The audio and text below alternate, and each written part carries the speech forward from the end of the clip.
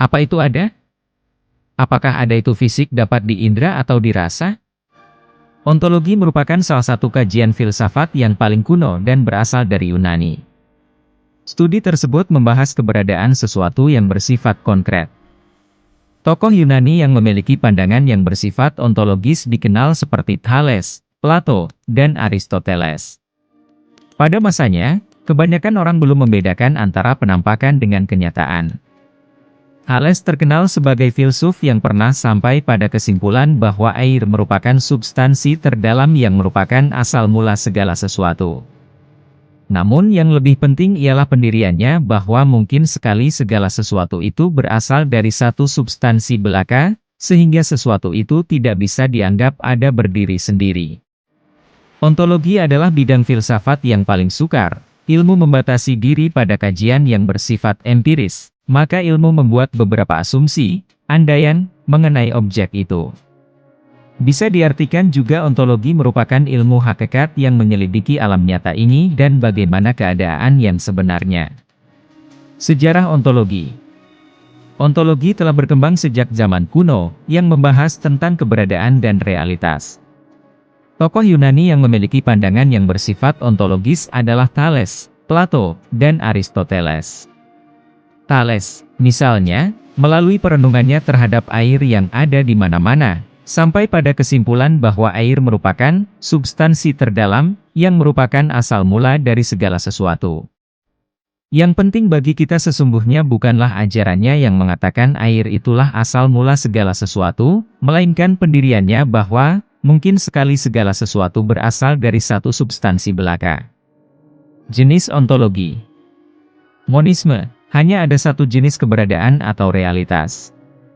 Monisme Spinoza adalah sebuah konsep filsafat yang dikembangkan oleh Baruch Spinoza, seorang filsuf Belanda abad ke-17.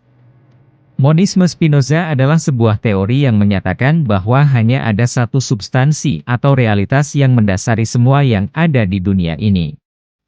Dua Tuhan dan alam adalah satu kesatuan. Menurut Spinoza, Tuhan dan alam adalah satu kesatuan yang tidak dapat dipisahkan. 3. Semua yang ada adalah bagian dari Tuhan. Menurut Spinoza, semua yang ada di dunia ini adalah bagian dari Tuhan atau alam. 4. Tidak ada perbedaan antara Tuhan dan alam. Menurut Spinoza, tidak ada perbedaan antara Tuhan dan alam, karena keduanya adalah satu kesatuan. Implikasi monisme Spinoza. 1. Pandangan tentang Tuhan. Monisme Spinoza memiliki implikasi pada pandangan tentang Tuhan, karena Tuhan dianggap sebagai bagian dari alam. 2. Pandangan tentang alam. Monisme Spinoza juga memiliki implikasi pada pandangan tentang alam, karena alam dianggap sebagai bagian dari Tuhan. 3. Pandangan tentang manusia. Monisme Spinoza juga memiliki implikasi pada pandangan tentang manusia, karena manusia dianggap sebagai bagian dari Tuhan atau alam. Sumber: Spinoza, Etika. Pluralisme Leibniz adalah sebuah konsep filsafat yang dikembangkan oleh Gottfried Wilhelm Leibniz, seorang filsuf dan matematikawan Jerman abad ke-17. Pluralisme Leibniz adalah sebuah teori yang menyatakan bahwa ada banyak substansi atau realitas yang berbeda dan terpisah, yang disebut sebagai monad. Pengertian pluralisme Leibniz. Pluralisme Leibniz adalah sebuah teori yang menyatakan bahwa ada banyak substansi atau realitas yang berbeda dan terpisah, yang disebut sebagai monad. Monad adalah unit dasar dari realitas yang tidak dapat dibagi lagi. Prinsip-prinsip pluralisme Leibniz. 1. Monad sebagai unit dasar. Pluralisme Leibniz menyatakan bahwa monad adalah unit dasar dari realitas yang tidak dapat dibagi lagi. 2. Banyak monad. Menurut Leibniz, ada banyak monad yang berbeda dan terpisah. 3. Monad sebagai cerminan Tuhan. Menurut Leibniz, monad adalah cerminan Tuhan yang tidak sempurna. Implikasi pluralisme Leibniz. 1. Pandangan tentang realitas. Pluralisme Leibniz memiliki implikasi pada pandangan tentang realitas, karena realitas dianggap sebagai terdiri dari banyak monad yang berbeda. 2. Pandangan tentang Tuhan. Pluralisme Leibniz juga memiliki implikasi pada pandangan tentang Tuhan, karena Tuhan dianggap sebagai sumber dari semua monad. 3. Pandangan tentang manusia. Pluralisme Leibniz juga memiliki implikasi pada pandangan tentang manusia, karena manusia dianggap sebagai monad yang memiliki kemampuan untuk berpikir dan merasakan. Sumber: Leibniz, Monadologi. Aplikasi ontologi. Filsafat ilmu, ontologi digunakan untuk memahami keberadaan dan realitas dalam konteks ilmiah. Filsafat agama, ontologi digunakan untuk memahami keberadaan dan realitas dalam konteks agama.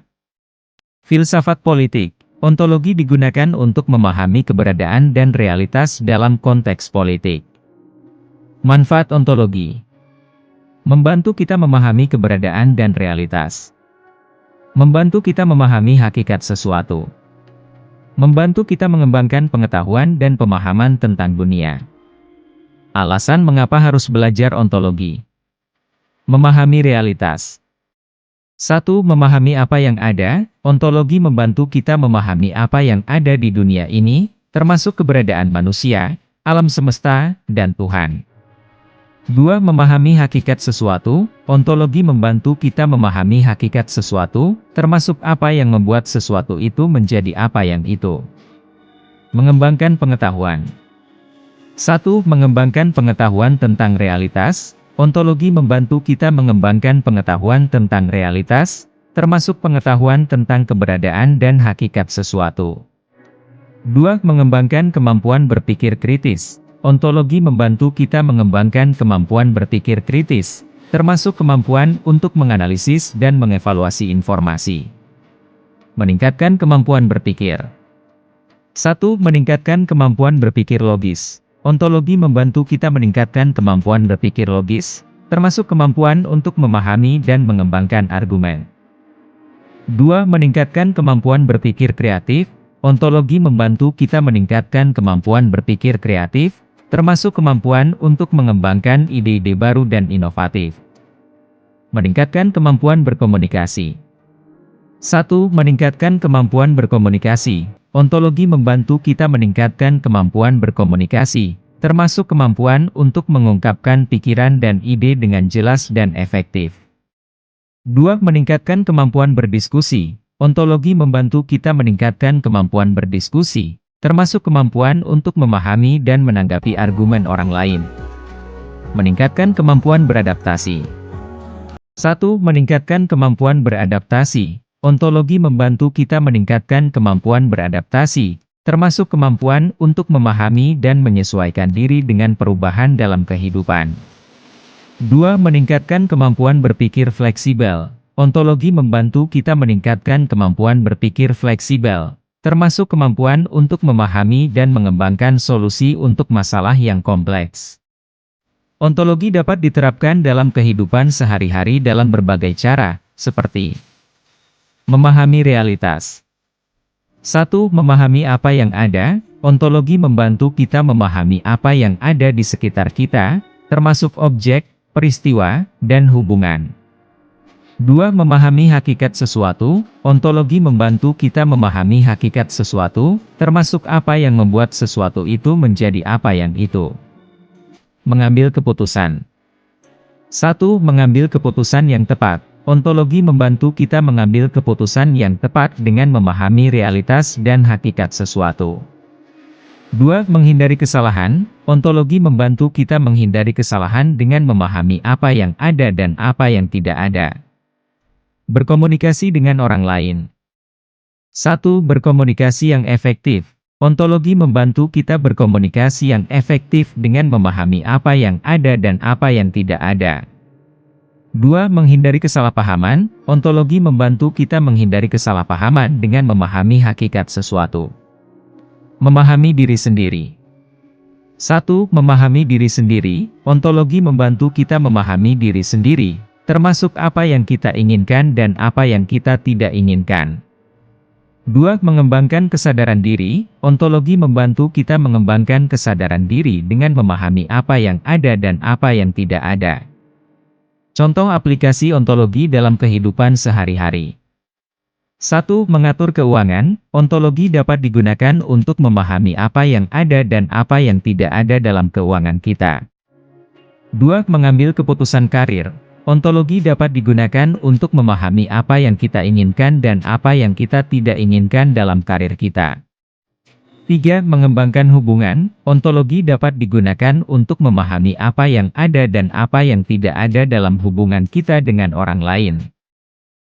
Ontologi dapat diterapkan dalam kehidupan sehari-hari dalam berbagai cara, seperti memahami realitas. 1. Memahami apa yang ada. Ontologi membantu kita memahami apa yang ada di sekitar kita, termasuk objek, peristiwa, dan hubungan. 2. Memahami hakikat sesuatu. Ontologi membantu kita memahami hakikat sesuatu, termasuk apa yang membuat sesuatu itu menjadi apa yang itu. Mengambil keputusan. 1. Mengambil keputusan yang tepat. Ontologi membantu kita mengambil keputusan yang tepat dengan memahami realitas dan hakikat sesuatu. 2. Menghindari kesalahan. Ontologi membantu kita menghindari kesalahan dengan memahami apa yang ada dan apa yang tidak ada. Berkomunikasi dengan orang lain. 1. Berkomunikasi yang efektif. Ontologi membantu kita berkomunikasi yang efektif dengan memahami apa yang ada dan apa yang tidak ada. 2. Menghindari kesalahpahaman. Ontologi membantu kita menghindari kesalahpahaman dengan memahami hakikat sesuatu. Memahami diri sendiri. 1. Memahami diri sendiri. Ontologi membantu kita memahami diri sendiri, termasuk apa yang kita inginkan dan apa yang kita tidak inginkan.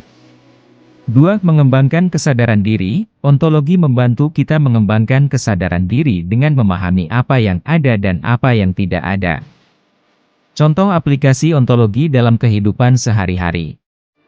1. Mengatur keuangan. Ontologi dapat digunakan untuk memahami apa yang ada dan apa yang tidak ada dalam keuangan kita. 2. Mengambil keputusan karir. Ontologi dapat digunakan untuk memahami apa yang kita inginkan dan apa yang kita tidak inginkan dalam karir kita. 3. Mengembangkan hubungan. Ontologi dapat digunakan untuk memahami apa yang ada dan apa yang tidak ada dalam hubungan kita dengan orang lain. Sumber: Aristoteles 350 SM. Metafisika Plato 380 SM. Republik Spinoza 1677. Etika Descartes 1641. Meditasi Leibniz 1714. Monadologi Kant 1781. Kritik der reinen Vernunft. Thomas Aquinas 1265-1274. Summa Theologica. Hobbes 1651. Leviathan.